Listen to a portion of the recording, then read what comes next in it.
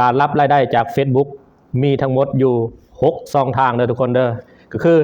1. การรับรายได้จากดาว 2. การรับรายได้จากโฆษณาจากคลิปเรียว 3. คือการรับรายได้จากโฆษณาจากสตรีม 4. ก็คือการรับรายได้จากการไลฟ์สดหรือว่าถ่ายทอดสดนั่นเองส่วน5 กับ 6ก็คือการรับรายได้จากโบนัสและโปรแกรมสมาชิกทุกคน1การรับรายได้จากดาวก็คือเฮาได้จากหมู่ในเฟซเฮานะที่มาซัพพอร์ตเฮา2ก็คือการรับรายได้จากคลิปเรียวก็คือคลิปสั้นที่เฮาลงไปนะทุกคน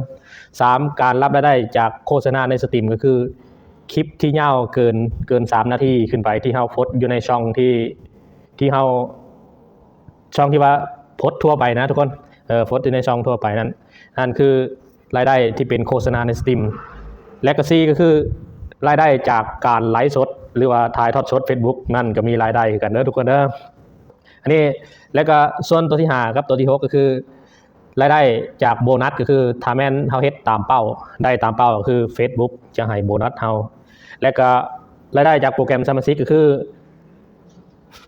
หมู่ในเฟซเฮาเนี่ยสามารถสนับสนุนเฮาเป็นรายเดือนสามารถเป็นสมาชิกเฮาได้ก็เลยตัวนี้นะคือรายได้จากโปรแกรมสมาชิกอันนี้คือสรุปคือรายได้จาก Facebook